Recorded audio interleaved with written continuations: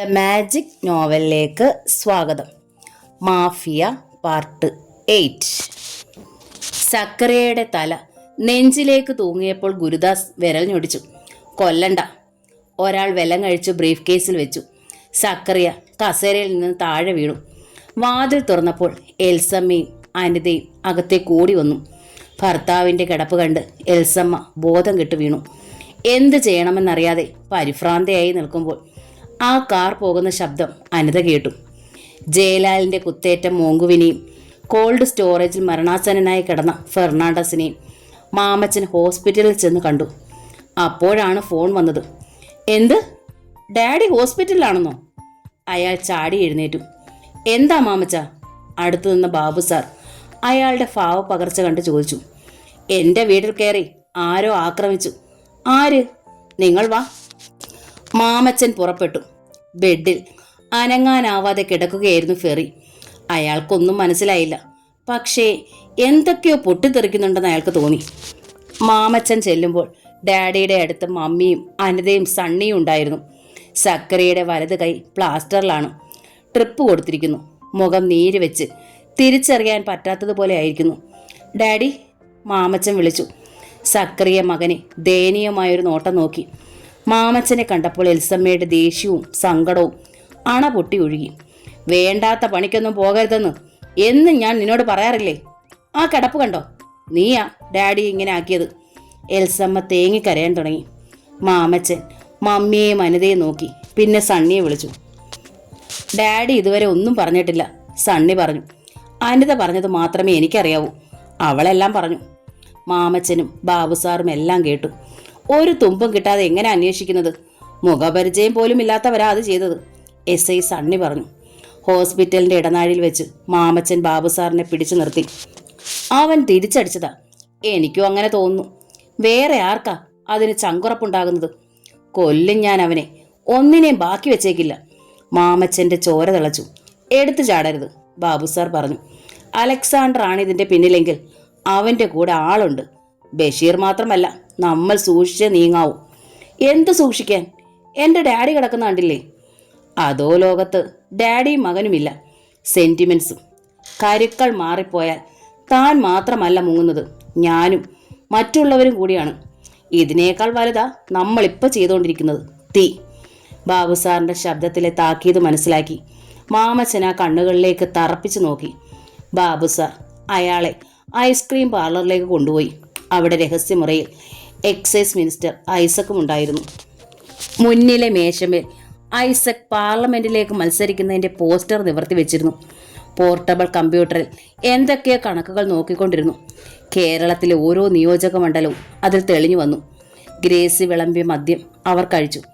ഈ ഇലക്ഷനിൽ ഞാൻ ജയിക്കണം, ഐസക് പറഞ്ഞു. ഇവിടെ മന്ത്രിയായിട്ട് ഒരു കാര്യമില്ല. മന്ത്രിയായാൽ കേന്ദ്രത്തിലാകണം. ഇവിടെ വിൽക്കുന്നത് തോക്കാണെങ്കിൽ അവിടെ വിൽക്കുന്നത് പീരങ്കിയാ. ഡൽഹി വെച്ച് നോക്കുമ്പോൾ ഇവിടെ സമ്പാദിക്കുന്ന കോടികൾ വെറും കോഴിത്തീറ്റയാ. ഐസക് ഒരു സിഗരറ്റ് കത്തിച്ചു. ജയിച്ചാൽ ഞാൻ MP ആയാൽ ജയിക്കുന്ന പാർട്ടിയിലേക്ക് മാറി ഞാനൊരു മന്ത്രിയാകും. ഡൽഹിയിൽ MPക്ക് എന്താ വിലയെന്നറിയാമോ? അഥവാ തോറ്റാൽ ഞാൻ ഇവിടെ തന്നെ മന്ത്രിയായി തുടരും. തോൽക്കത്തില്ല, ബാബുസാർ പറഞ്ഞു. അതിനുള്ള പദ്ധതികളെല്ലാം നമ്മൾ ഇണക്കി കഴിഞ്ഞു. ഐസക് ചിരിച്ചു. ശനിയാഴ്ച ഷിപ്പിൽ വരുന്ന ചരക്ക് മാമച്ചൻ ഇവിടെ എത്തിക്കുന്നു. പകരം 10 കോടി രൂപ വില വരുന്ന ബ്രൗൺ ഷുഗർ തിരിച്ചു കൊടുക്കുന്നു. ചരക്ക് കരയിലെത്തിയാൽ ഞാൻ പറഞ്ഞ ആളുകൾ കൊണ്ടുപോയിക്കോളും. പിന്നെ നമ്മൾ താമസം ഡൽഹിയിലേക്ക് മാറ്റുന്നു. ഐസക് സന്തോഷത്തോടെ കമ്പ്യൂട്ടറിലെ ഒരു കീയിൽ വിരലമർത്തി. ഇന്ത്യയും ഡൽഹിയും പാർലമെന്റ് മന്ദിരവും അതിൽ തെളിഞ്ഞു. മാമച്ചൻ മിഴിച്ചിരിക്കുകയായിരുന്നു. സാധനം ഞാൻ ശനിയാഴ്ച കരയ്ക്ക് എത്തിക്കാം. പക്ഷേ ഇതൊക്കെ നടക്കുമോ? അയാൾ ചോദിച്ചു. ഷുവർ, ബാബുസാർ പറഞ്ഞു. പിന്നെ മാമച്ചൻ ഡൽഹിയിൽ മന്ത്രിയുടെ വീട്ടിലാ താമസിക്കുന്നത്. മാമച്ചൻ ഒരു പെഗ് കൂടി ഒഴിച്ചു കുടിച്ച് ഉഷാറായി. ബൈനോക്കുലറിലൂടെ ആ കപ്പൽ ഗുരുദാസ് അലക്സിന് കാണിച്ചു കൊടുത്തു. പുറംകടലിൽ നങ്കൂരമിട്ട് കിടക്കുകയായിരുന്നു സ്വീഡിഷ് കപ്പൽ. കപ്പലിൽ ഒരു ഫിഷിംഗ് ബോട്ടിലായിരുന്നു അവർ. ബഷീറിന് ബൈനോക്കുലർ കൊടുത്തിട്ട് ഗുരുദാസ് പറഞ്ഞു, മാമച്ചൻ നടത്തുന്ന ഏറ്റവും വലിയ ബിസിനസ്സാണിത്. 10 കോടി രൂപയ്ക്കുള്ള ലഹരിയാണ് അവൻ കൊടുക്കുന്നത്. അതിൻ്റെ ഇരട്ടിത്തുകയ്ക്കുള്ള പൊരുളാണ് വരുന്നത്. അവൻ മസ്താനെ ചതിച്ചു. അലക്സിന്റെ കരിയർ തകർത്തതിന് പകരമായി നാം അത് തിരിച്ചു പിടിക്കുന്നു. ഇനി അങ്ങനെ ഒരു സ്മഗ്ലർ വേണ്ട. അലക്സ് ഗുരുദാസനെ നോക്കി. അപകടമല്ലേ? വെറുതെ വീട്ടിൽ കഴിയുന്നതും അപകടമാണ്. നമ്മൾ അവനെ തകർക്കും അലക്സ്, ബഷീർ പറഞ്ഞു. നമുക്ക് കാത്തിരുന്ന് നിരീക്ഷിക്കാം. അപ്പോഴേക്കും കരയിലെ സംവിധാനങ്ങളെല്ലാം ശരിയാകും. ഗുരുദാസ് സെല്ലുലാർ ഫോൺ എടുത്ത് വലക്കാർ വല പൊക്കി. മത്സ്യങ്ങൾ ബോട്ടിൽ കിടന്ന് പിടഞ്ഞു. സൂര്യൻ കടലിൽ താണുപോയി. കപ്പലിൽ ലൈറ്റുകൾ തെളിഞ്ഞു. അതാ പോകുന്നു മാമച്ചൻ, ഗുരുദാസ് പറഞ്ഞു. 4 മാനിരർ. എഞ്ചിനുകൾ ഒന്നിച്ച് പ്രവർത്തിച്ചതുപോലുള്ളൊരു ബോട്ട് ഉൽക്കമാതിരി അതിരുളിൽ മറഞ്ഞു. മാമച്ചൻ ഇത്രയധികം ഭയത്തോടെ മുമ്പ് ഒരിക്കലും സ്മഗ്ലിംഗ് നടത്തിയിട്ടില്ല. ഐസക്കിന്റെ മുമ്പിൽ ധീരതയോടെ സംസാരിച്ചെങ്കിലും ജോലിയിൽ ഏർപ്പെട്ടപ്പോൾ കരൾ വിറയ്ക്കാൻ തുടങ്ങി. അശോക് മസ്താന്റെ ഉരു പിടിച്ചെടുത്തപ്പോഴും പിന്നീട് നേരിട്ട് ചരക്ക് കൊണ്ടുവന്നപ്പോഴും ഉയരങ്ങൾ കീഴടക്കുന്ന ത്രില്ലായിരുന്നു. 10 കോടി രൂപയ്ക്കുള്ള മയക്കുമരുന്നാണ് കൊണ്ടുപോകുന്നത്. തിരിച്ചു കൊണ്ടുവരുന്നത് അതിനേക്കാൾ എത്രയോ ഇരട്ടി വില വരുന്ന ചരക്ക്. തനിക്ക് അതിൻ്റെ വില നിശ്ചയിക്കാനാവില്ല. അതുകൊണ്ട് നേടുന്നത് വലിയൊരു സാമ്രാജ്യമാണ്. അതിൻ്റെ വ്യാപ്തി താൻ കണ്ടറിഞ്ഞിട്ടില്ല. എവിടെങ്കിലും ഒരു തെറ്റു പറ്റിയാൽ ഓർക്കാൻ കൂടി വയ്യ. ചെകുത്താന്റെ കൈപിടിച്ച് നരകത്തിന് മുകളിലെ നൂൽപ്പാലത്തിലൂടെ നടക്കുന്ന പോലെയാ ഇത്. മാമച്ചൻ തുരുതുരാ പുക വിട്ടിട്ട് സിഗരറ്റ് കുറ്റി വലിച്ച് വെള്ളത്തിലേക്ക് എറിഞ്ഞു. ഒരിക്കലും പേടിക്കാത്ത മാമച്ചൻ ഇതെന്ത് പറ്റി? ബാബു സാർ ചോദിച്ചു. ഇത് സാധാരണ കളിയല്ല. ഇതിൽ ചെന്ന് ചാടിയത് അബദ്ധമായെന്ന് എനിക്ക് തോന്നുന്നു, മാമച്ചൻ പറഞ്ഞു. കടലിലെ ഒരു ബോട്ടിലായിരുന്നു അവർ. മാമച്ചൻ ഈ ഓപ്പറേഷനിൽ ഒരു പൈലറ്റ് മാത്രമായിരുന്നു. ചരക്ക് കൊണ്ടുവന്നത് ജയലാലും സംഘവുമാണ്. മാമച്ചൻ ആ ബോട്ടുമായി നിരന്തരം സെല്ലുലാർ ഫോണിൽ ബന്ധപ്പെട്ടുകൊണ്ടിരുന്നു. എന്തിനും പോകുന്ന കുറേ ആളുകൾ മാമച്ചൻ്റെ കൂടെ ബോട്ടിലുണ്ടായിരുന്നു. തിരകൾ ഇളകുന്ന ബോട്ടിൻ്റെ അരികിൽ പിടിച്ചു നിന്നു മാമച്ചൻ. ഒരു ജോലിക്കാരൻ ഗ്ലാസ്സിൽ പകർന്നു കൊടുത്ത മദ്യം അയാൾ 2 വലിക്ക് കുടിച്ചു. വാച്ചിൽ നോക്കി. രാത്രി 1 മണി. ജയലാലിൻ്റെ ബോട്ടുമായി 5 കിലോമീറ്റർ അകലം കണക്കാക്കിയാണ് ആ ബോട്ട് നിർത്തിയിരുന്നത്. അപകടം മണത്തറിയുകയായിരുന്നു മാമച്ചൻ്റെ ജോലി. Phishing ബോട്ടല്ലാത്തവ cost ഗാർഡിൻ്റെയോ കസ്റ്റംസിൻ്റെയോ കണ്ടാലറിയാം. മാമച്ചൻ്റെ ആളുകൾ 4 ദിക്കിലേക്കും ബൈനോക്കുലേഴ്സിലൂടെ നോക്കിക്കൊണ്ടിരുന്നു. കടലിൽ നീങ്ങുന്ന ഓരോ ചെറിയ വെളിച്ചവും അവർ കാണുന്നു. ഫോൺ ശബ്ദിച്ചു. അറ്റൻഡ് ചെയ്തപ്പോൾ ജയലാലിൻ്റെ ശബ്ദം കാതിലെത്തി. ചരക്ക് കൈമാറി. ലോഡ് ഇറക്കിക്കൊണ്ടിരിക്കുന്നു. ഭാരമുള്ള പെട്ടികളാണ്. കപ്പലിൽ നിന്ന് ഇറക്കി ബോട്ടിൽ കയറ്റാൻ 1 മണിക്കൂറെങ്കിലും എടുക്കും. എടാ വേഗം വേണം. ആ പന്നികളോട് മേലനങ്ങി പണങ്ങിയെടുക്കാൻ പറ, മാമച്ചൻ ദേഷ്യപ്പെട്ടു. ബാബു സാർ ശാന്തനായി എല്ലാം കേട്ടുകൊണ്ട് അടുത്ത് നിൽക്കുന്നുണ്ടായിരുന്നു. ഐസക്കിനെ വിളിച്ച് വിവരം പറഞ്ഞേരെ, ബാബു സാർ നിർദ്ദേശിച്ചു. മാമച്ചൻ ബാലൻസ് ചെയ്ത് നിന്നു. ഡയൽ ചെയ്ത് ഐസക്കിനോട് വിവരം പറഞ്ഞു. Be careful. ഇനിയുള്ള 2 മണിക്കൂർ നിർണായകമാണ്. പറഞ്ഞ സ്ഥലത്ത് ഞാനുണ്ടാകും, മറ്റാളുകളും. കരയിലെത്തുന്നതോടെ നിങ്ങളുടെ ജോലി കഴിഞ്ഞു. But this 2 hours are most important. Isaac phone disconnect ആക്കി. അയാളോടൊപ്പം ശയിച്ചിരുന്ന ഗ്രേസി നെഞ്ചിലേക്ക് അല്പം കൂടി അമർന്നു കിടന്നുകൊണ്ട് ചോദിച്ചു, എന്താ സാറേ ഇത്ര വലിയ രഹസ്യം? അതൊക്കെ ഉണ്ടടി ഗ്രേസി, നീയും തയ്യാറായിക്കോ ഡൽഹിക്ക് വരാൻ. അയാൾ അവളുടെ കവിളിൽ നുള്ളി. തന്നെ ചുറ്റിയ കൈ എടുത്തു മാറ്റി ഐസക് എഴുന്നേറ്റു. ഡൽഹിയിൽ നിനക്ക് ഐസ്ക്രീം പാർലർ വേണ്ട, തന്തൂരി മതി. ഗ്രേസി എഴുന്നേറ്റിരുന്നു. ദേഹം ഒരു ടവൽ കൊണ്ട് മൂടി. നിരാശയോടെ തിരക്കി. പോകുവാണോ? ഇന്ന് ഞാൻ അല്പം തിരക്കില്ല. ഐസക് വസ്ത്രം ധരിക്കുന്നത് ദാഹമണയാത്ത കണ്ണുകളോടെ അവൾ നോക്കിയിരുന്നു. അലക്സും സംഘവും കടലിൽ കാത്തു കിടക്കുകയാണ്. ബോട്ടിലെ ലൈറ്റുകൾ അണച്ചിരുന്നു. കടലിൽ മഞ്ഞുള്ളതിനാൽ വളരെ അടുത്ത് വന്നാൽ മാത്രമേ അങ്ങനൊരു ബോട്ട് അവിടെ കിടക്കുന്ന കാര്യം അറിയാൻ പറ്റൂ. ഗുരുദാസും കൂടെയുള്ള 10ഓളം ആളുകളും കോസ്റ്റ് ഗാർഡുകളുടെ വേഷത്തിലായിരുന്നു. അതാ ഒരു വെളിച്ചം. ബഷീർ ഉൾക്കടലിലേക്ക് കൈ ചൂണ്ടി. കൊള്ളിമീൻ പോലെ ഒരു വെളിച്ചം പായുന്നത് അലക്സ് കണ്ടു. അവർ തിരിച്ചു വരുവാണ്, ഗുരുദാസ് പറഞ്ഞു. മാമച്ചനുമായൊരു ഏറ്റുമുട്ടൽ നിശ്ചയമായി ഉണ്ടാകും. നാം എല്ലാവരും കരുതിയിരിക്കണം. ആ ബോട്ട് പിടിച്ചെടുക്കാതെ നമ്മൾ മടങ്ങില്ല. കടൽ തിരയേക്കാൾ ഉച്ചത്തിലാണ് അയാൾ സംഘാംഗങ്ങൾക്ക് നിർദ്ദേശം കൊടുത്തത്. വെളിച്ചം അടുത്തു വന്നു. പെട്ടെന്ന് ബോട്ട് അതിന് നേരെ നീങ്ങി. 2 അടുത്തെത്തിയതും ശക്തിയേറിയ സെർച്ച് ലൈറ്റ് ആ ബോട്ടിലേക്ക് തെളിച്ചു. ആ ബോട്ടിന്റെ വേഗം കുറഞ്ഞു. ജയലാലിന്റെ വിളറിയ മുഖം അലക്സ് കണ്ടു. അയാൾ മുന്നിൽ നിൽക്കുകയാണ്. ആ ബോട്ട് അവരിൽ നിന്ന് ഒഴിഞ്ഞു മാറി കരയിലേക്ക് കുതിച്ചു. ഗുരുദാസ് നീണ്ട ഒരു തോക്കിലൂടെ ഉന്നം നോക്കുകയായിരുന്നു. അടുത്ത ക്ഷണം മുന്നിലെ ബോട്ടിലെ ഒരു മാനറൽ എഞ്ചിൻ വെടിയേറ്റു വീണു. ബോട്ടിന്റെ വേഗം കുറഞ്ഞ് വെട്ടിത്തിരിഞ്ഞു. അടുത്ത നിമിഷം അലക്സിന്റെ ബോട്ട് അടുത്തെത്തി. You are under our control. എതിർക്കാൻ ശ്രമിച്ചാൽ വെടിവെക്കും, ഗുരുദാസ് മെഗാഫോണിലൂടെ വിളിച്ചു പറഞ്ഞു. യൂണിഫോം ധരിച്ച ആളുകൾ ആ ബോട്ടിലേക്ക് ചാടി, കൂടെ അലക്സും ബഷീറും. അപ്രതീക്ഷിതമായ ആക്രമണമായതിനാൽ എല്ലാവർക്കും ചേർത്ത് നിൽക്കാൻ കഴിഞ്ഞില്ല. എതിർത്തവരെ അലക്സും ബഷീറും അവരുടെ സംഘവും അടുക്കി വെച്ചിരുന്ന പെട്ടിയുടെ മുകളിലേക്ക് വീഴ്ച്ചു. ഇതിനിടെ ജയലാൽ മാമച്ചന് വിവരം കൊടുത്തു കഴിഞ്ഞു. അരിഞ്ഞു വീഴ്ത്തട എല്ലാത്തിനെയും. മാമച്ചന്റെ അലർച്ച ജയലാലിന്റെ കാതിലെത്തി. ആ ബോട്ട് തന്നെ അവരുടെ ശവപ്പെട്ടിയാവട്ടെ. ജയലാലിന് എന്തെങ്കിലും പറയാൻ കഴിയുന്നതിന് മുമ്പ് പിന്നിൽ നിന്നൊരടി. അയാളുടെ കയ്യിലിരുന്ന തോക്ക് തെറിച്ചുപോയി.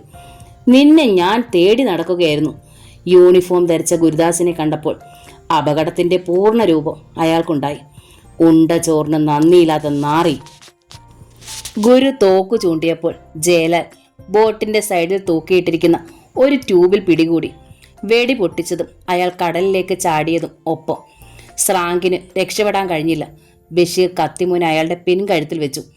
മര്യാദയ്ക്ക് പറഞ്ഞാൽ അനുസരിച്ചോണം, അല്ലെങ്കിൽ വെട്ടിയരിഞ്ഞ് കടലിലെറിയും. ബഷീർ മുരണ്ടപ്പോൾ അയാൾ വിളറി മരവിച്ചതുപോലെ ഇരുന്നു. അലക്സും ഗുരുദാസും ആ പെട്ടികൾക്ക് ചുറ്റും നടന്നു. 2 ബോട്ടുകളും സാവധാനം നീങ്ങിക്കൊണ്ടിരുന്നു. ഗുരുദാസ് മസ്താന് വിവരം കൊടുത്തു. ബോട്ട് അടുപ്പിക്കേണ്ട സ്ഥലത്തെപ്പറ്റി നിർദ്ദേശവും കിട്ടി. ബഷീറെ, മാമച്ചൻ ഈ ബോട്ടിലില്ല. ഇത്രയും സാധനങ്ങൾ കൊണ്ടുവരുമ്പോൾ അയാൾ കൂടില്ലാതെ വരുമോ? അലക്സ് ചോദിച്ചു. അയാൾ അകലെ നിന്ന് നിരീക്ഷിക്കുന്നുണ്ടാവും. കറക്റ്റ്, അയാൾ അപകടം അറിഞ്ഞു കഴിഞ്ഞു. ജയലാൽ അതാണ് ഫോണിലൂടെ പറഞ്ഞത്. ഇപ്പോൾ മാമച്ചൻ പേ പിടിച്ച നായയെപ്പോലെ പാഞ്ഞു വരുന്നുണ്ടാകും. നമുക്ക് വേഗം സുരക്ഷിതമായ സങ്കേതം തേടണം, ബഷീർ പറഞ്ഞു. ഗുരുദാസ് സ്രാങ്കിന് നിർദ്ദേശം കൊടുത്തു. ബോട്ട് വേഗം കൂട്ടി. അലക്സ് ആ പെട്ടികളിൽ കയറി നിന്നു. ഇത് നഷ്ടപ്പെട്ടെന്നറിയുമ്പോൾ മാമച്ചന്റെ ചങ്ക് പൊടിയും, ഗുരുദാസ് പറഞ്ഞു. അവന്റെ സമ്പാദ്യം മുഴുവൻ ഇതിൽ ഇൻവെസ്റ്റ് ചെയ്തിട്ടുണ്ട്. അവൻ അത്രയ്ക്ക് വിലപിടിപ്പുള്ള എന്താണ് കൊണ്ടുവന്നിരിക്കുന്നത്? അലക്സ് പെട്ടിയിൽ നിന്നിറങ്ങി ഒരു ലിവർ എടുത്തു. ഒരു പെട്ടിയുടെ മൂടി ലിവർ കൊണ്ട് ഇളക്കി. മൂടി ഉയർത്തിയപ്പോൾ തടിയിൽ നിന്ന് ഊരി വീണ ആണി വളഞ്ഞ ശബ്ദമുണ്ടായി. മൂടി അടുത്ത പെട്ടിയുടെ മുകളിലേക്ക് വീണു. അകത്തേക്ക് നോക്കിയ അലക്സ് ഒരു നിമിഷത്തേക്ക് നിശ്ചലനായിപ്പോയി. അതിൽ ഭയങ്കര സ്ഫോടന ശേഷിയുള്ള RDXും ബോംബുകളുമായിരുന്നു. അതിൻ്റെ കണക്റ്റിംഗ് വയറുകളും സെൻസറുകളും റിമോട്ട് കൺട്രോളുകളും. ഓ ഗോഡ്, എക്സ്പ്ലോസീവ്! അത് കണ്ട ഗുരുദാസ് വിളിച്ചുപോയി. അപ്പോൾ ഇതാണ് അവൻ്റെ പുതിയ ബിസിനസ്, ബഷീർ വാ പൊളിച്ചു. എല്ലാ പെട്ടികളും നോക്കിയ ഗുരുദാസ് അഭിപ്രായപ്പെട്ടു. ഇതുദ്ദേശം 1/2 ടണ്ണോളമുണ്ട്. ഇതിൻ്റെ വിലയോ മാരകശേഷിയോ കൃത്യമായി നിശ്ചയിക്കാൻ നമുക്കാവില്ല. അലക്സ് ഗുരുദാസിനെ നോക്കി. പക്ഷെ ഒന്നുറപ്പാണ്, ഇത് പൊട്ടിയാൽ കൊച്ചി നഗരം പിന്നെ ചരിത്രത്തിൽ മാത്രമായി അവശേഷിക്കും, ഗുരുദാസ് പറഞ്ഞു. പടച്ച റബ്ബേ! ബഷീറിന് വിറയ്ക്കാൻ തുടങ്ങി. നമുക്കിത് പോലീസിനെ ഏൽപ്പിക്കണം, അലക്സ് പറഞ്ഞു. അയാൾ പെട്ടി അടച്ചു. എങ്ങനെ ഏൽപ്പിക്കും? ബഷീർ ചോദിച്ചു. ഇതുമായി ചെന്നാൽ നമ്മൾ പറയുന്ന കഥ പോലീസ് വിശ്വസിക്കുമോ? നമ്മളകത്താകും. പിന്നെ ഈ ലോകത്ത് നടന്ന സകല സ്ഫോടനങ്ങളുടെ ഉത്തരവാദി നമ്മളാകും. എല്ലാവരുടെയും മുന്നിൽ നമ്മൾ കൊടും ഭീകരരുമാവും. മസ്താനെ വിളിച്ച് വിവരം പറയൂ, അലക്സ് നിർദ്ദേശിച്ചു. ഗുരുദാസ് വിളിച്ചു. ബഷീർ മുഖത്തെ വിയർപ്പ് തുടച്ചു. ബോട്ട് ഉപേക്ഷിച്ചിട്ട് രക്ഷപ്പെടാനാണ് മസ്താൻ പറയുന്നത്. പിന്നെ കോസ്റ്റ് ഗാർഡിന് ഇൻഫോർമേഷൻ കൊടുക്കാമെന്ന്. അവർ പിടിച്ചെടുത്തോളും. സെല്ലുലർ ഫോൺ ഓഫ് ചെയ്തിട്ട് ഗുരുദാസ് പറഞ്ഞു. നമുക്കിത് കടലിൽ തള്ളാം, ബഷീർ അഭിപ്രായപ്പെട്ടു. അരുത്, നമ്മുടെ കടലിൽ ഇത് കിടക്കുന്നത് ആപത്താണ്, അലക്സ് വലറി. ബോട്ട് നിർത്ത്. ബോട്ട് ഉലഞ്ഞു നിന്നു. ഒരു തീപ്പൊരി തങ്ങളുടെ നേരെ പാഞ്ഞു വരുന്നത് അവർ കണ്ടു. അത് 2 ബോട്ടുകളുടെയും ഇടയിലൂടെ പാഞ്ഞ് ഇരുട്ടിൽ ചെന്ന് പൊട്ടി. റോക്കറ്റ് ബോംബ്, ഗുരു അലറി. മാമച്ചൻ നമ്മളെ ആക്രമിക്കാൻ വരികയാണ്. നമ്മളെ തട്ടിയിട്ട് അവനിത് വീണ്ടെടുക്കും. ഭാഗ്യം കൊണ്ടാ അത് ബോട്ടിൽ കൊള്ളാതിരുന്നത്. അലക്സ് വേഗം സറാങ്കിന്റെ അടുത്തെത്തി. ഇത് എവിടെ അടുപ്പിക്കാനാടാ നിർദ്ദേശിച്ചിരുന്നത്? അവൻ സ്ഥലം പറഞ്ഞു. ഒരടി. സ്രാങ്ക് സ്റ്റിയറിംഗിലേക്ക് വീണു. വേഗം ആ ബോട്ടിൽ കയറ്, അലക്സ് നിർദ്ദേശിച്ചു. ബോട്ട് അടുപ്പിക്കാൻ ആംഗ്യം കാണിച്ചു. അലക്സേ, മാമച്ചനാണാ വരുന്നത്. അവൻ ഇത് വിട്ടുകൊടുക്കാനോ? ഗുരുദാസ് എതിർത്തു. ആ ബോട്ടിൽ കയറാനല്ലേ പറഞ്ഞത്? വേഗം വേഗം എല്ലാവരും കയറ്. അലക്സ് അവരുടെ ബോട്ടിലേക്ക് ചാടി. അസ്ത്രം പോലെ 2 ബോട്ടുകൾ പാഞ്ഞു വരുന്നവർ കണ്ടു. എതിർക്കാൻ നിൽക്കാതെ എല്ലാവരും ബോട്ടിൽ കയറി. വിട്! അലക്സ് തിരകളേക്കാൾ ഉച്ചത്തിൽ അലറി. ബോട്ട് പാഞ്ഞുപോയി. ആ ക്ഷണം 2 ബോട്ടുകൾ അവിടെ എത്തി. തങ്ങൾ അവരിൽ നിന്ന് വളരെ വേഗം അകന്നു പോകുന്നത് നോക്കി ഗുരു അമർഷത്തോടെ ചോദിച്ചു, എന്താ താനീ കാണിച്ചത്? മാമച്ചൻ വിജയിച്ചില്ലേ? വിജയം നിശ്ചയിക്കാൻ വരട്ടെ, അലക്സ് പറഞ്ഞു.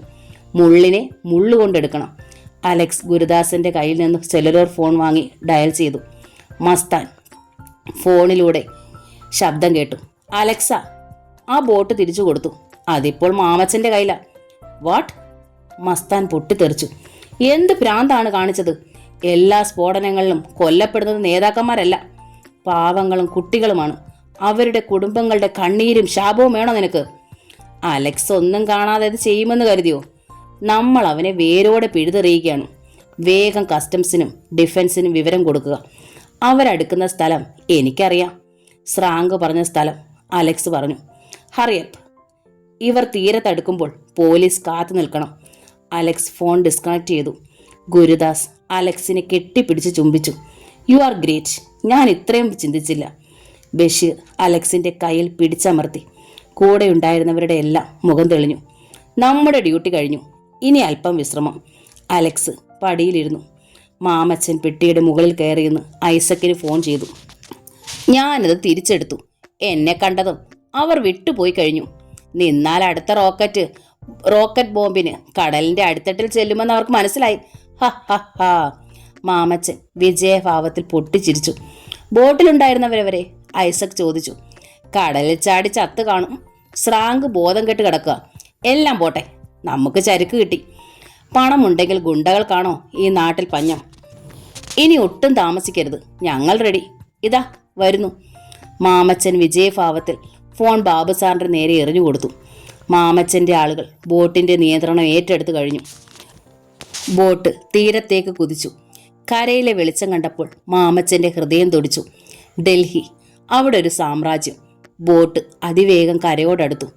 മാമച്ച! ബാബു സാറിന്റെ നിലവിളി കേട്ട് അയാൾ തിരിഞ്ഞു നോക്കി. മരിച്ചതുപോലെ നിൽക്കുന്ന ബാബു സാർ. ആദ്യം മാമച്ചനൊന്നും മനസ്സിലായില്ല. അടുത്ത നിമിഷം അയാൾ അത് കണ്ടു. തങ്ങളുടെ നേരെ പാഞ്ഞെടുക്കുന്ന ബോട്ടുകളുടെ ഒരു വ്യൂഹം. മാമച്ചൻ ആ ബോട്ടുകളുടെ നേരെ പകച്ചു നോക്കി. കുറെ അകലെയാണത്. തങ്ങളെ ലക്ഷ്യമാക്കി അടുക്കുകയാണ്. സെർച്ച് ലൈറ്റുകളും സിഗ്നലുകളും കണ്ടപ്പോൾ അത് കസ്റ്റംസുകാരനാണെന്ന് മാമച്ചൻ ഉറപ്പായി. 10-15 ബോട്ടുകളുണ്ട്. വണ്ട് മൂളുന്നത് പോലെ യന്ത്രങ്ങളുടെ ശബ്ദം. മാമച്ചന്റെ ഉള്ളിലൊരു തീക്കുന മറിഞ്ഞു വീണു. ഈ ചരക്കുമായി പിടികൂടിയാൽ പിന്നെ നമ്മൾ ജീവിതകാലത്ത് ജയിലിൽ നിന്ന് ഇറങ്ങൂല, ബാബു സാർ വിറയലോടെ പറഞ്ഞു. അതിനേക്കാൾ നല്ലത് ആത്മഹത്യ ചെയ്യുന്നതാ. കരയ്ക്കടുക്കുന്നതിന് മുമ്പ് അവർ നമ്മളെ പിടിച്ചില്ലെങ്കിൽ തന്നെ ചരക്കിറക്കാൻ നമുക്ക് കഴിയില്ല. എതിർത്ത് നേടാനും പറ്റില്ല. എന്തെങ്കിലും ഉടനെ ചെയ്യണം. സെക്കൻഡുകളേ ഉള്ളൂ. ഐസക്ക് കാത്തു നിൽക്കുകയാണല്ലോ. വിളിച്ചയാൾക്ക് വിവരം കൊടു. അയാൾ ഇതൊന്നും അറിഞ്ഞിട്ടുണ്ടാവില്ല. കാര്യം അറിയിച്ചില്ലെങ്കിൽ സാധനം നമ്മൾ മുക്കിയതാണെന്ന് അയാൾ പറയും, ബാബു സാർ നിർദ്ദേശിച്ചു. മാമച്ചൻ ഐസക്കിനെ സെല്ലുലാർ ഫോണിൽ വിളിച്ചു. ഐസക് സാറേ, അപകടത്തിലായി.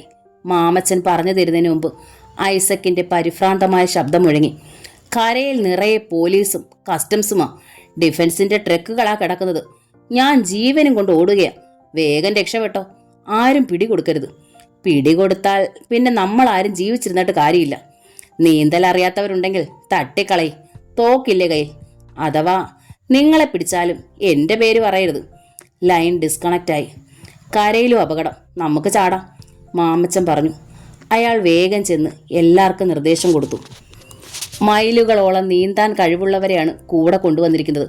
ശ്രാങ്കും ബോധം തെളിഞ്ഞ് ആരോഗ്യവാനായിരിക്കുന്നു. ബോട്ടുകൾ അടുത്തുകൊണ്ടിരുന്നു. സെർച്ച് ലൈറ്റ് അവരുടെ ബോട്ടിലും പെട്ടികളിലും വീണു. ബോട്ടുകളുടെ ശബ്ദം. ചാടിക്കോ! മാമച്ചൻ ചാടി. കൂടെ മറ്റുള്ളവരും. തണുത്ത വെള്ളത്തിന്റെ ഇരുളിലേക്ക് അവർ താണുപോയി. ലീഡിംഗ് പത്രങ്ങളുടെ എല്ലാം ഫ്രണ്ട് പേജിൽ സ്റ്റോപ്പ് പ്രസ് ആയി ആ വാർത്തയും ഫോട്ടോയും ഉണ്ടായിരുന്നു. നഗരത്തിൽ ബോംബ്. ബോട്ടിൽ നിന്ന് സ്ഫോടക വസ്തുക്കളുടെ വൻ ശേഖരം പിടിച്ചു. കസ്റ്റംസും പോലീസും വളഞ്ഞപ്പോൾ കുറ്റവാളികൾ രക്ഷപ്പെട്ടു. ഊർജിതമായ അന്വേഷണം തുടരുന്നു. അജ്ഞാത ഫോൺ കോളാണ് ഈ വൻ ബോംബ് നിർമ്മാണ സാമഗ്രിയിൽ പിടിച്ചെടുക്കാൻ സഹായിച്ചത്. അശോക് മസ്താൻ ന്യൂസുകൾ ശ്രദ്ധിച്ച ശേഷം അടുത്തുണ്ടായിരുന്ന അലക്സിനെയും ബഷീറിനെയും ഗുരുദാസിനെയും നോക്കി. മുള്ളിനെ മുള്ളുകൊണ്ടെടുക്കുക എന്ന അലക്സിന്റെ ബുദ്ധി കൊള്ളാമായിരുന്നു. മസ്താൻ അലക്സിനെ പ്രശംസിച്ചു. അത്തരം ഒരു സന്ദർഭത്തിൽ ഇങ്ങനെ ഒരു പ്രയോഗത്തെപ്പറ്റി ചിന്തിക്കാൻ സാധാരണക്കാർക്ക് കഴിയില്ല. He's A brilliant doctor daddy. Lekha അവിടേക്ക് വന്നു.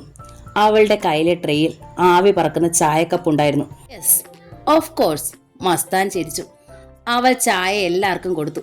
പക്ഷേ അവർ രക്ഷപ്പെട്ട് കളഞ്ഞു. അലക്സ് പറഞ്ഞു. അവരെ പറ്റി പോലീസിന് വിവരം നമ്മൾ കൊടുത്താലോ? എല്ലാവരും അറസ്റ്റിലാവില്ലേ? ബഷീർ ചോദിച്ചു. വെറുതെ ഒരു ഇൻഫർമേഷൻ കൊടുത്തിട്ട് കാര്യമില്ല. അവരുടെ പക്കൽ നിന്ന് എന്തെങ്കിലും തെളിവുകൾ കണ്ടെടുക്കണം. ഇതിനോടകം അവർ എല്ലാം നശിപ്പിച്ചു കാണും. പിന്നെ പോലീസ് കണ്ടെടുക്കട്ടെ. നമ്മുടെ പോലീസ് ഏറ്റവും ബുദ്ധിയുള്ളവരാണ്. ഈ കേസിൽ അവരെ തടയാൻ ഒരു നേതാവും തയ്യാറാവുകയില്ല. മസ്താൻ ചായ മുത്തിക്കുടിച്ചു. ഏതായാലും ഐസക്കിന്റെ പാർലമെന്റ് സ്വപ്നം പൊളിഞ്ഞു. ഞാൻ വളർത്തിക്കൊണ്ടുവന്നവനാണ്. എന്നെ അവൻ ചതിച്ചു. ചൂടുവെള്ളത്തിൽ വീണ് രോമങ്ങൾ കൊഴിഞ്ഞ പൂച്ചയെപ്പോലെയായിരുന്നു മാമച്ചൻ. ബാബു സാറും അസ്വസ്ഥനായിരുന്നു. ഐസക്ക് കസേരയിൽ തളർന്നിരുന്നു. അടുത്തായി ഫെർണാണ്ടസും. മാമച്ചൻ ഗോഡൌണിലെ രഹസ്യമുറിയിലിരുന്ന് ആയിരുന്നു അവർ. വെളിച്ചത്തിലിറങ്ങിയാൽ പോലീസ് തങ്ങളെ വേട്ടയാടുമെന്നവർ ഭയന്നു. എടോ, നിങ്ങളുടെ കൂടെ ഉണ്ടായിരുന്ന ആരെങ്കിലും പോലീസ് പിടിച്ചില്ലെന്ന് ഉറപ്പാണോ? അതെ, മാമച്ചൻ പറഞ്ഞു. എല്ലാവരും കരക്കണഞ്ഞു. ഞാനും ബാബു സാറും കൂടി അവരുടെ കണക്കെടുത്തതാ. ആ ബോട്ട് ആരുടേതാണെന്ന് അന്വേഷിച്ച് കണ്ടുപിടിച്ചാലോ? വിശാഖപട്ടണത്തു നിന്ന് കൊണ്ടുവന്നതാ. അതിൻ്റെ ഓണറെ സംബന്ധിക്കുന്ന യാതൊരു വിവരങ്ങളും അതിലില്ല. അതൊന്നും പേടിക്കണ്ട. പക്ഷേ ഐസക് കസേരയിൽ നിന്നൊരു ഞെട്ടലോടെ എഴുന്നേറ്റു. നമ്മളെ ഒറ്റുകൊടുത്തവൻ വെറുതെ ഇരിക്കുമോ? അതാരാ? കോസ്റ്റ് ഗാർഡുകളായിരിക്കും, ബാബു സാർ പറഞ്ഞു. അവരെ നമ്മൾ തകർക്കുമെന്ന് ഉറപ്പായപ്പോൾ അവർ രക്ഷപ്പെട്ട് നമ്മളെ കൊടുക്കാൻ വല വീശി. എന്റെ സംശയം അതല്ല.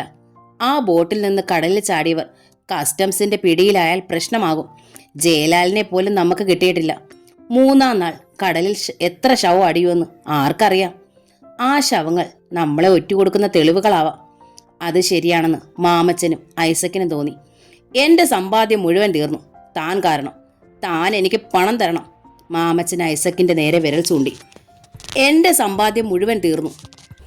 മാമച്ച, ഇങ്ങനെയൊക്കെ സംഭവിക്കുമെന്ന് നമ്മൾ ആരെങ്കിലും കരുതിയോ? എനിക്കുമില്ലേ നഷ്ടങ്ങൾ? ഐസക്ക് ചോദിച്ചു. തനിക്ക് MP സ്ഥാനം പോയിരിക്കും, പക്ഷെ ഇപ്പോഴും മന്ത്രിയാ. സാർ എന്ന് വിളിച്ചിരുന്ന മാമച്ചൻ താൻ എന്ന് വിളിച്ചപ്പോൾ ഐസക്ക് വല്ലാതെ ചെറുതായിപ്പോയി. ഞാനും ബാബു സാറും പാപ്പരായി. അവസാനത്തെ ചില്ലി കാശുമിട്ട മയക്കുമരുന്ന് ശേഖരിച്ചത്. നിങ്ങൾ ഒരാൾക്ക് വേണ്ടിയായിരുന്നു ഇതെല്ലാം. ഇത് വിജയിച്ചാൽ ഞാൻ മാത്രമല്ല, നിങ്ങൾ സമ്പാദിക്കുമായിരുന്നു. ലാഭം കാണാതെ നീ മുതലിറക്കുവോടാ. ഇതിപ്പോൾ എല്ലാവരും സഹിക്കുക തന്നെ. ഐസക് ദേഷ്യപ്പെട്ടു. ഓ പുല്ല്, ഞാൻ സഹിക്കൂല. ലാഭം വേണ്ട, മുതൽ മതി. അല്ലേൽ എക്സൈസ് മന്ത്രി കളി അറിയും. മാമച്ചൻ ദേഷ്യപ്പെട്ടു. നീ എന്നെ ഭീഷണിപ്പെടുത്തുവാണോ? ഐസക് അടുത്തു വന്നു.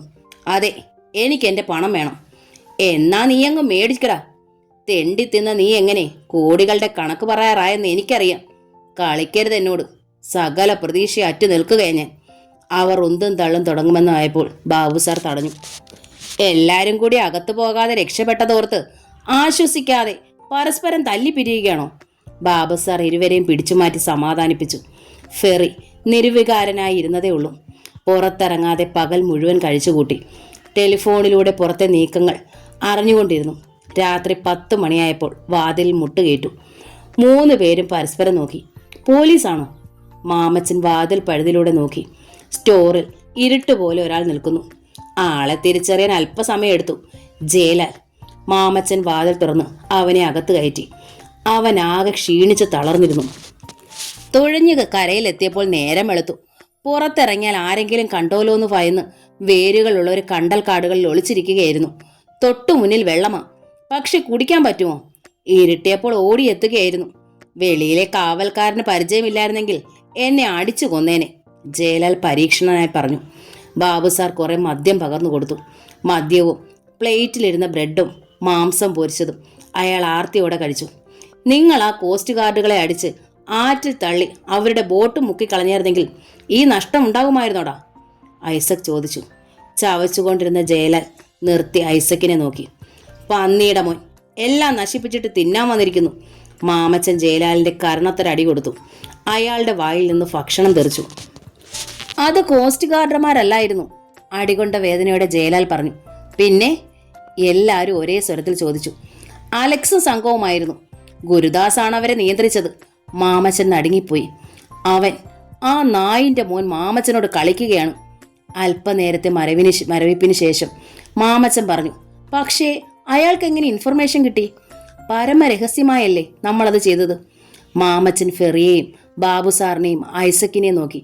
നമ്മുടെ കൂടെ ആരാ ഒറ്റുകാരൻ? ആരും മറുപടി പറഞ്ഞില്ല. അലക്സിന്റെ പിന്നിൽ നിന്ന് ഈ ചരട് വലിക്കുന്നത് അശോക് മസ്താനാണ്, ബാബു സാർ പറഞ്ഞു. ചതിക്ക് ചതി. മാമച്ചൻ പല്ല് ഞെരിച്ചു. അലക്സ് ജീവനോടെ ഇരുന്നാൽ നമുക്കിനി ജീവിതമില്ല. അപ്പനെ കൊന്ന ഈ കൈകളാ മകനും വിധിക്കുന്നത്. അയാൾ കൈ വിടർത്തി കാട്ടി. വല്ലാത്തൊരു ഭാവമായിരുന്നു അയാളുടേത്.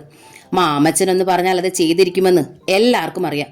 ബാബു സാറിന് അയാളോട് എന്തോ പറയണമെന്നുണ്ടായിരുന്നു. പക്ഷേ ആ സാഹചര്യത്തിൽ അത് പറയാൻ തോന്നിയില്ല. അന്നമ്മ പൂർണ്ണമായും സുഖം പ്രാപിച്ചു. വീട്ടിലെ ജോലികൾ ചെയ്യാൻ തുടങ്ങി. ലൗലി കമ്പ്യൂട്ടർ ഗ്രാഫിക്സ് പഠിക്കാനും മിനി സ്കൂളിലും പോയി തുടങ്ങി. ഗുരുദാസ് വിളിക്കുമ്പോൾ ബഷീറും അലക്സും അവിടെ ചെല്ലും. പലതും മറക്കാൻ വേണ്ടി അലക്സ് അതിസാഹസങ്ങളായ ജോലികൾ ചെയ്തു തുടങ്ങി. ഒരു രാത്രിയിൽ കപ്പലിൽ നിന്ന് പെട്ടികളുമായി പുറപ്പെട്ടു വരുമ്പോൾ കസ്റ്റംസുകാർ വളഞ്ഞു. അലക്സ് പെട്ടികളെല്ലാം കടലിൽ തള്ളി. കസ്റ്റംസുകാർ ബോട്ട് അടുപ്പിച്ച് അകത്ത് കയറി പരിശോധിച്ചു. പക്ഷേ ഒന്നും കിട്ടിയില്ല. ഈ ബോട്ടിൽ ഇലക്ട്രോണിക് ഗുഡ്സ് വരുന്നുണ്ടെന്നാണല്ലോ ഇൻഫർമേഷൻ. എല്ലായിടത്തും പരിശോധിക്കൂ, ഇൻസ്പെക്ടർ നിർദ്ദേശിച്ചു. ഉദ്യോഗസ്ഥന്മാർ വലകളും മത്സ്യങ്ങളും ഇളക്കി മറിച്ച് പരിശോധിച്ച് നിരാശരായി. നിങ്ങളെ കണ്ടിട്ട് മുക്കുവരാണെന്ന് തോന്നുന്നില്ലല്ലോ. എന്താ നിങ്ങളുടെ ഉദ്ദേശം? ഓഫീസർ ചോദിച്ചു. We are exporters. ഈ സീസണിൽ ലഭിക്കുന്ന മത്സ്യങ്ങളെ പറ്റി ഒരു സർവേ നടത്തുകയാണ്, അലക്സ് പറഞ്ഞു. താങ്കൾക്ക് വേണമെങ്കിൽ ഞങ്ങളോടൊപ്പം ചേരാം. With pleasure. ഓഫീസർ അലക്സിനെ നോക്കി. പിന്നെ അവരുടെ ബോട്ടിലേക്ക് കയറി. അവർ പോയി കഴിഞ്ഞപ്പോൾ ബോട്ടിനടിത്തട്ടിൽ നിന്നും താഴേക്ക് തൂങ്ങിക്കിടന്ന ഒരു ട്യൂബിലേക്ക് ബഷീർ ഗ്യാസ് കടത്തിവിട്ടു. അല്പസമയത്തിനുള്ളിൽ കടൽ പരപ്പിലേക്ക് ഒരു പ്ലാസ്റ്റിക് ബലൂൺ ഉയർന്നു വന്നു. ഒപ്പം ആ പെട്ടികൾ ബോട്ടിൽ കയറ്റിക്കൊണ്ട് അലക്സ് പറഞ്ഞു, this are waterproof boxes. ഒറ്റി കൊടുത്തത് മാമച്ചനാ, ഗുരുദാസ് പറഞ്ഞു. അറിയാം. അവൻ കരുതിയത് നമ്മളിപ്പോൾ കസ്റ്റംസിന്റെ പിടിയിലാകുമെന്നാ. അവനെ സൃഷ്ടിച്ച ഫോർമുലയിലല്ല എന്നെ സൃഷ്ടിച്ചതെന്ന് ആ റാസ്കൽ മനസ്സിലാക്കിയിട്ടില്ല. Now you are a prince, Gurudas അലക്സിന്റെ ചുമലിൽ തട്ടി പറഞ്ഞു. Smuggler Prince. അലക്സ് ഒന്ന് ചിരിക്കാൻ ശ്രമിച്ചു. പപ്പയുടെ ഓർമ്മ അയാളുടെ മനസ്സിൽ വന്നു. അലക്സ് പിറ്റേന്ന് ഉച്ചയ്ക്ക് വീട്ടിൽ ചെല്ലുമ്പോൾ ചേച്ചി സിസ്റ്റർ ജെറോ അമ്മയുമായി സംസാരിച്ചുകൊണ്ടിരിക്കുകയായിരുന്നു. നിനക്ക് പുതിയ ജോലിയൊക്കെ കിട്ടിയെന്ന് അമ്മ പറഞ്ഞല്ലോ അലക്സേ. അലക്സ് പുഞ്ചിരിച്ചു. നീ എന്ത് ജോലി ചെയ്താലും അത് ദൈവത്തിന് ഇഷ്ടപ്പെടുന്നത് കൂടി ആയിരിക്കണം മോനെ. ഒരു രോഗം സുഖപ്പെടുത്തുന്നത് ഡോക്ടർ മാത്രമല്ല, ദൈവവും കൂടിയാണ്. പണത്തിന്റെ പുറകെ പോകുന്നതിനിടയിൽ അഗതികളുടെയും ആലംബഹീനരുടെയും അല്പം കാരുണ്യത്തോടെ നോക്കുകയും ആവാം, സിസ്റ്റർ ഉപദേശിച്ചു. ആ വാക്കുകൾ മനസ്സിൽ എവിടെയോ തറഞ്ഞു. ഞായറാഴ്ച അലക്സ് അമ്മയോടും സഹോദരിയോടൊപ്പം വീട്ടിൽ തന്നെ ഉണ്ടായിരുന്നു. തങ്ങളുടെ സന്തോഷം പങ്കിടാൻ റൂബി ഇല്ലല്ലോ എന്ന വിഷമം അയാൾക്കുണ്ടായി. 10 മണിക്ക് അനിത ഫോണിൽ വിളിച്ചു. അലക്സ് വീട്ടിലുണ്ടാവുമല്ലോ, എനിക്കൊരു അത്യാവശ്യ കാര്യം പറയാനുണ്ട്. എന്താ അനിതേ? അലക്സിനെ സംബന്ധിക്കുന്ന കാര്യമാണ്, നേരിട്ട് പറയാം. Suspense? Yes, I will be there within 30 minutes, Anitha പറഞ്ഞു. അലക്സ് ഫോൺ വെച്ചു. വരാന്തയിൽ വന്നപ്പോൾ അമ്മ ചോദിച്ചു, ആരാ മോനെ? അനിത ചേച്ചി ആയിരിക്കും, അല്ലാതെ ആരാ? മിനി കളിയാക്കി. അയാൾ കൈ ഓങ്ങിയപ്പോൾ അവൾ ചിരിച്ചുകൊണ്ട് ഓടിക്കളഞ്ഞു. ഗേറ്റ് കടന്നൊരു കാർ വരുന്നത് കണ്ട് അലക്സ് അതിശയിച്ചു പോയി. അവൾ ഇത്ര പെട്ടെന്ന് വന്നോ? കാറിൽ നിന്നിറങ്ങിയത് ലേഖയായിരുന്നു. അവളുടെ കഴുത്തിൽ വജ്രം തിളങ്ങി. ലേഖയെ കണ്ടപ്പോൾ ലൗലിയും മിനിയും ഉത്സാഹത്തോടെ ഓടി വന്നു. ലേഖ അവർക്കിപ്പോൾ ദൈവത്തെ പോലെയാണ്. ലേഖ അമ്മയോടും അവരോടും കുശലം പറഞ്ഞു. അവളുടെ കയ്യിൽ കുറേ പാക്കറ്റുകൾ ഉണ്ടായിരുന്നു. അതെല്ലാം അമ്മയ്ക്കും ലൗലിക്കും മിനിക്കുമായി കൊടുത്തു. വസ്ത്രങ്ങൾ, വില കൂടിയത്. പെൺകുട്ടിയുടെ മുഖങ്ങൾ വികസിച്ചു. ഇതൊക്കെ എന്തിനാ മോളെ? അമ്മ സ്നേഹത്തോടെ ചോദിച്ചു. ഒരു സമ്മാനം, എൻ്റെ ഒരു സന്തോഷത്തിന്. ആ അമ്മേ, ഞാൻ അലക്സിനെ ഒരിടത്തേക്ക് കൊണ്ടുപോവുകയാണ്. ഒരത്യാവശ്യ കാര്യമുണ്ട്. എവിടേക്ക്? അലക്സ് ചോദിച്ചു. ലേഖ അമ്മയെ നോക്കി. ചെല്ലു മോനെ, നിന്നെ കൊല്ലാനും മറ്റും അല്ലല്ലോ ആ കൊച്ചു വിളിക്കുന്നത്. ലേഖയ്ക്ക് ധൈര്യമായി. അമ്മ പറഞ്ഞത് അനുസരിച്ചോ. Quick, get ready. അവൾ ധൃതി വെച്ചു. അലക്സിന് അനുസരിക്കാതിരിക്കാൻ കഴിഞ്ഞില്ല. ലേഖ ആദ്യമായൊരു കാര്യം പറയുകയാണ്. അയാൾ തയ്യാറായി കാറിൽ കയറി. അനിത ഇപ്പോൾ വരും, മനസ്സ് പറഞ്ഞു. കാർ ഓടിക്കുന്ന ലേഖയോട് അവൻ തിരക്കി. എന്താ ലേഖേ? സസ്പെൻസ്. അവൾ പുഞ്ചിരിച്ചു. അനിതയും ഇതാണ് പറഞ്ഞത്. കാർ ഒരു കൂറ്റൻ ഹോട്ടലിന് മുന്നിൽ നിന്നു. അയാൾ മുൻപ് അവിടെ വന്നിട്ടേയില്ല. വരൂ. അവൾ അലക്സിന്റെ കൈ പിടിച്ച് അകത്തേക്ക് ചെന്നു. അയാൾ പുതിയ ലോകത്തേക്കെന്ന പോലെ ക്രിസ്റ്റൽ മാൻഡലിയർ കത്തുന്ന ഹാളിലെ ശീതളിമയിലേക്ക് പ്രവേശിച്ചു. അപ്പോൾ തുറന്നടഞ്ഞ ഗ്ലാസ് ഡോറിൽ ഒരു കാർ വന്ന് നിൽക്കുന്ന നിഴൽ പതിഞ്ഞു. കാറിലിരുന്ന മാമച്ചൻ റിവോൾവർ അഴിച്ച് സിലിണ്ടർ കറക്കി ഫുൾ നിറയാണെന്ന് ഉറപ്പുവരുത്തി. പിന്നെ അതടച്ച് പാൻറിന് മനോഹരമായൊരു റെസ്റ്റോറൻറ്റിലേക്കാണ് ലേഖ അലക്സിനെ കൊണ്ടുപോയത്. റോസിന്റെ പരിമളം പരക്കുന്ന തണുത്ത വായു, ജനലിലൂടെ കായലും പോർട്ടും അവിടെ നങ്കൂരമിട്ട് കിടക്കുന്ന കപ്പലുകളും കാണാം. ഒരു വിമാനം താണു പറന്നുപോയി. മേശയ്ക്ക് അഭിമുഖമായിരുന്ന് അലക്സ് അവളുടെ കണ്ണുകളിലേക്ക് നോക്കി. കഴുത്തിലെ വജ്രത്തിന്റെ തിളക്കം ലേഖയുടെ കണ്ണുകളിൽ അയാൾ കണ്ടു. എന്താണ് പ്രധാനപ്പെട്ട കാര്യമുണ്ടെന്ന് പറഞ്ഞത്? അലക്സ് ചോദിച്ചു. ഇന്നെൻ്റെ പിറന്നാളാണ്. ഞാൻ ജനിച്ചിട്ട് 20 വസന്തങ്ങൾ കടന്നുപോയി, ലേഖ പറഞ്ഞു. അലക്സിന്റെ മുഖം വികസിച്ചു. ഇതിനെന്താണ് ഇത്ര സസ്പെൻസ് ഇട്ടത്? നേരത്തെ പറഞ്ഞുകൂടായിരുന്നോ? വില കൂടിയതല്ലെങ്കിലും ഒരു സമ്മാനം ലേഖയ്ക്ക് വാങ്ങി തരുമായിരുന്നല്ലോ. ഒരു 100 വസന്തം കൂടി ലേഖയ്ക്ക് ആശംസിക്കുന്നു. അയാളുടെ വാക്കുകളിലെ ആത്മാർത്ഥത അവൾക്ക് മനസ്സിലായി. സമ്മാനം ഒന്നും വേണ്ട, അലക്സിനെ ഫ്രണ്ടായി കിട്ടിയത് തന്നെ വലിയ സമ്മാനമാണെനിക്ക്, ലേഖ പറഞ്ഞു. അയാൾ കൗതുകത്തോടെ അവളെ നോക്കിയിരുന്നു. ഒരു പിറന്നാളിലെന്താ ഇത്ര പ്രത്യേകതയെന്ന് അലക്സിന് ചിലപ്പോൾ തോന്നാം. എൻ്റെ എല്ലാ പിറന്നാളുകളും ഏകാന്തതയിലായിരുന്നു. കൂട്ടുകാരില്ലാതെ, അമ്മയും സഹോദരങ്ങളും ഇല്ലാതെ ഞാനും ഡാഡിയും തനിച്ച്. ലേഖയുടെ സ്വരം നേർത്തുപോയി. ഞാൻ എന്താവശ്യപ്പെട്ടാലും ഡാഡി വാങ്ങിത്തരും. പക്ഷേ എനിക്ക് വേണ്ടത് ഡാഡിക്ക് തരാൻ കഴിഞ്ഞില്ല. അലക്സ് അവളെ തന്നെ ഇമയനക്കാതെ നോക്കി.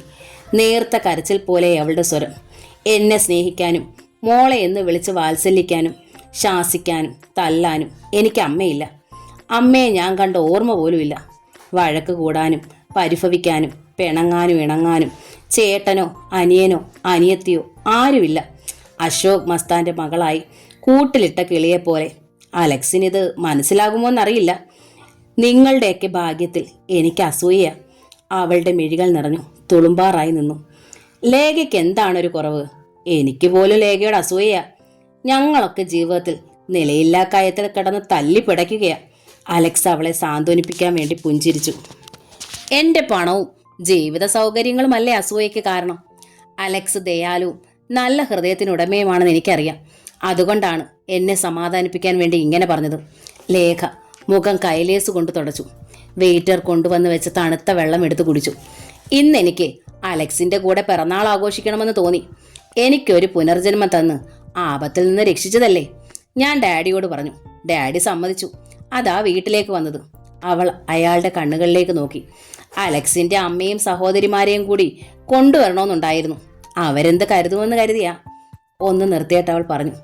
ഇത് മതി എനിക്ക്. ഡാഡി ഇല്ലാത്ത ഒരാഘോഷം. Some nice moments with you Alex. Waiter വീണ്ടും വന്നു.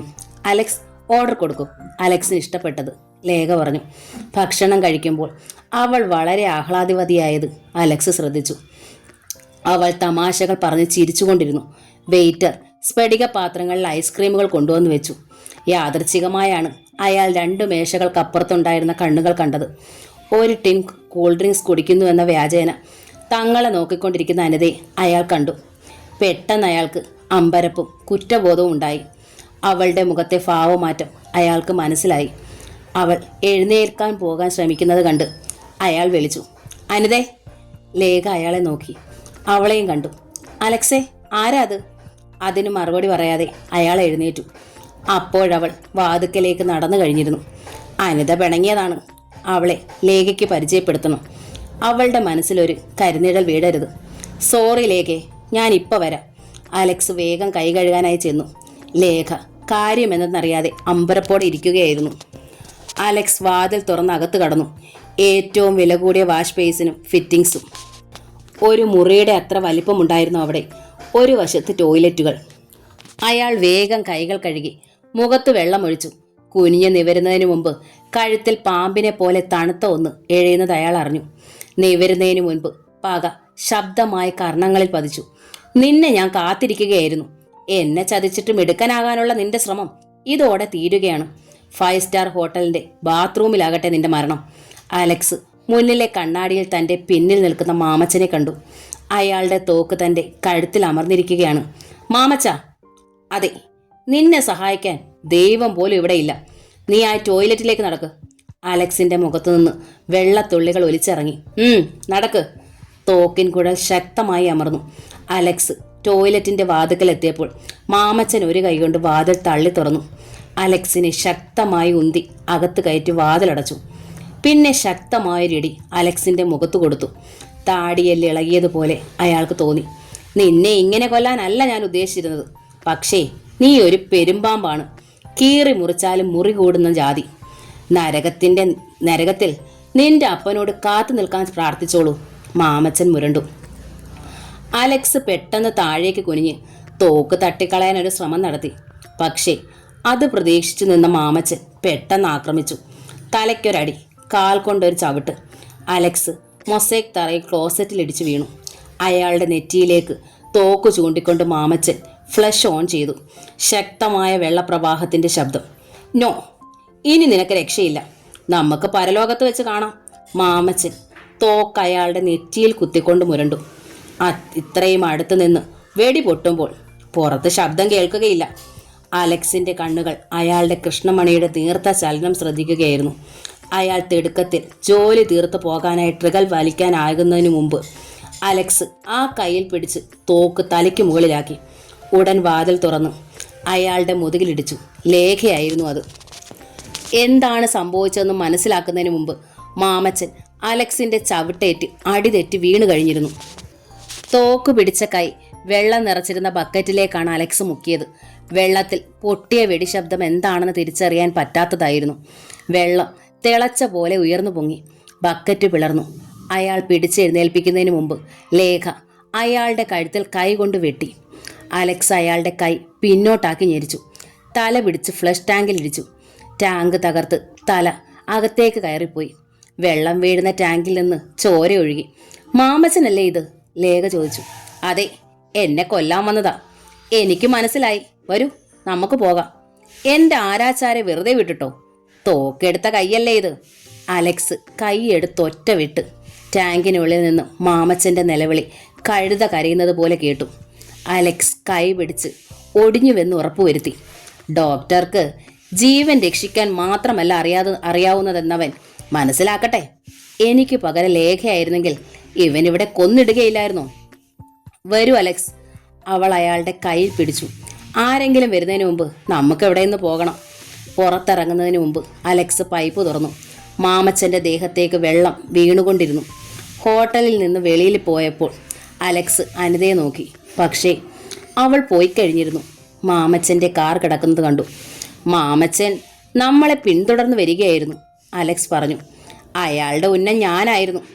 അലക്സ് വാഷ് ചെയ്യാൻ ചെന്നപ്പോൾ വാതിലടയുന്നതിന് മുമ്പ് പിന്നിലൊരു അനക്കം ഞാൻ കണ്ടു. ആദ്യം ഞാനത് കാര്യമാക്കിയില്ലെങ്കിലും പിന്നീട് ഡാഡി പറഞ്ഞത് ഞാൻ ഓർത്തു, ലേഖ പറഞ്ഞു. എന്താ പറഞ്ഞത്? നിസ്സാരമായൊരു സംശയം തീർക്കാതെ വിടരുതെന്നും ഒരു സ്ഥലവും സമയവും പൂർണ്ണമായും സുരക്ഷിതമാണെന്ന് കരുതരുത്. നമ്മൾ ഏറ്റവും സേഫ് എന്ന് കരുതുന്നിടത്തായിരിക്കും അപകടം പതിയിരിക്കുന്നതെന്നും ശത്രു തിരഞ്ഞെടുക്കുന്നതായിരിക്കും അതായിരിക്കും. ഞാൻ വന്നപ്പോൾ അയാൾ അലക്സിനെ ടോയ്ലറ്റിലാക്കി കഴിഞ്ഞു. അലക്സിൻ്റെ മുഖത്തു നിന്ന് കണ്ണെടുത്ത് ലേഖ കാർ സ്റ്റാർട്ട് ചെയ്തു. അത് സല്യൂട്ട് ചെയ്യുന്ന വാച്ചറെ കടന്ന് റോഡിലേക്ക് കയറി.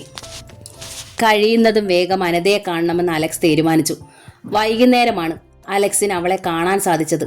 പത്രം ഓഫീസിൽ അവൾ ഉണ്ടായിരുന്നു. സ്വീകരണ മുറിയിൽ വെച്ച് അയാളെ കണ്ടപ്പോൾ അനിതയുടെ ഉള്ളിലുണ്ടായിരുന്ന അമർഷമെല്ലാം പൊട്ടിത്തെറിച്ചു. എന്നോട് വരാൻ പറഞ്ഞിട്ട് ആ കള്ളക്കടത്തുകാരിയുടെ കൂടെ പോയി അല്ലേ? അനിതേ, അത് നീ ഉദ്ദേശിക്കുന്നത് പോലെ അല്ല. എനിക്കറിയാം. ന്യായീകരിക്കാനൊന്നും ശ്രമിക്കണ്ട. അമ്മയ്ക്കും സഹോദരിക്കും പുതുവസ്ത്രങ്ങൾ, അലക്സിന് സ്റ്റാർ ഹോട്ടലിൽ 5 കോഴ്സ് ഡിന്നർ. അതിനിടയിൽ ഈ പാവത്തിന്റെ വാക്കുകൾക്ക് എന്താ വില? അവളുടെ കണ്ണുകൾ നിറഞ്ഞു. അവളുടെ കൂടെ പോകണമെങ്കിൽ ആവാമായിരുന്നല്ലോ. എന്നോട് വരാൻ പറഞ്ഞ് വിഡ്ഢിയാക്കണമായിരുന്നോ? അനിതേ, നീ കരുതുന്നത് പോലെ അല്ല, ഞാൻ കരുതിയതുപോലെ അല്ല. എനിക്ക് മനസ്സിലായി. അലക്സിനിപ്പോൾ ആ കള്ളക്കടത്തുകാരന്റെ മകളാണ് വലുത്. അതെ, അവളും എനിക്ക് വലുത് തന്നെയാ. അലക്സിന് ദേഷ്യം വന്നു. ലേഖ കള്ളക്കടത്തുകാരന്റെ മകളാ, അത് അവൾക്കും അറിയാം. പക്ഷെ അതിനേക്കാൾ വലിയ കള്ളക്കടത്തുകാരന്റെയും കൊലയാളിയുടെയും സഹോദരിയാ അനിത. അത് സമ്മതിക്കാൻ നിനക്ക് പറ്റുമോ? അവൾ നടുങ്ങിപ്പോയി. അലക്സേ, നീയും നിന്റെ പത്രവും വെണ്ടയ്ക്ക വലിപ്പത്തിൽ അച്ചടിച്ചില്ലേ? ഈ നഗരം ഭസ്മമാക്കാൻ തക്ക ശക്തിയുള്ള എക്സ്പ്ലോസീവ് കസ്റ്റംസ് പിടിച്ചെന്ന്. എല്ലാ പടങ്ങളും അടിച്ചില്ലേ? എന്നിട്ടെന്താ അത് കൊണ്ടുവന്നത് നിന്റെ ചേട്ടൻ മാമച്ചനാണെന്ന് എഴുതാതിരുന്നത്? ആ ശബ്ദം കേട്ട് അനിത അയാളെ പകച്ചു നോക്കി. പരിഭ്രാന്തിയോടെ ചുറ്റും നോക്കി. വിസിറ്റിംഗ് റൂമിൽ ആരുമില്ലായിരുന്നു. അലക്സ് എന്താ പറഞ്ഞത്? സത്യം. പോലീസ് പിടിച്ചെടുത്തത് റിപ്പോർട്ട് ചെയ്യാൻ ജേർണലിസം പഠിക്കണ്ട, പത്ര ഏജന്റിന് കഴിയും. അതിന്റെ പിന്നിൽ ആരാണെന്ന് കണ്ടുപിടിക്കാൻ ബുദ്ധിയും കഴിവും വേണം. അന്നത് കാട്ടിക്കൊടുത്തില്ലായിരുന്നെങ്കിൽ ഈ നഗരം കത്തിയെരിഞ്ഞേനെ. കുറെ പാവങ്ങളും നിരപരാധികളുടെ ശവശരീരങ്ങൾ ഈ തെരുവുകളിൽ ചിതറിത്തെറിച്ചേനെ. അറിയാമോ നിനക്ക്? അലക്സേ, സത്യമാണോ ഇത്? അവൾ ഉത്കണ്ഠയോടെ ചോദിച്ചു. നിന്നെപ്പോലെ കെട്ടുകഥകൾ എഴുതി ജനങ്ങളെ വിഡ്ഢികളാക്കുന്ന പണിയല്ല എന്റേത്. സംശയമുണ്ടെങ്കിൽ ചോദിച്ചു നോക്ക് മാമച്ചനോട്. അലക്സ് ക്ഷുഭിതനായിരുന്നു. ചോദിക്കാൻ പോകുന്നതിന് മുമ്പ് ഒരു വലിയ ഇൻഷുറൻസ് കൂടി എടുത്തോണം. ചത്തു കഴിഞ്ഞാൽ കുറെ പണം ആർത്തിക്കാരനായ സക്രിയയ്ക്ക് കിട്ടും. അനിതയ്ക്ക് മിണ്ടാൻ കഴിഞ്ഞില്ല. ഞാൻ നിന്നെ കാണാൻ വന്നത് ഇപ്പോഴും കനൽ പോലെ സ്നേഹം എരിയുന്നത് കൊണ്ടാണ്. അത് മനസ്സിലാക്കാൻ എനിക്ക് സാഹചര്യ തെളിവുകളൊന്നും വേണ്ട, അലക്സ് പറഞ്ഞു. എന്ത് കാര്യമാണ് അനിതയ്ക്ക് പറയാനുണ്ടായിരുന്നത്? ഷോക്കായതുപോലെ നിന്ന അനിതയുടെ മനസ്സിൽ നിന്ന് അയാളോടുള്ള പരിഭവം മഞ്ഞുപോലെ ഉരുകിപ്പോയി. അവൾ ഫോണിലൂടെ ആരോടോ സംസാരിച്ചിട്ട് വന്നു.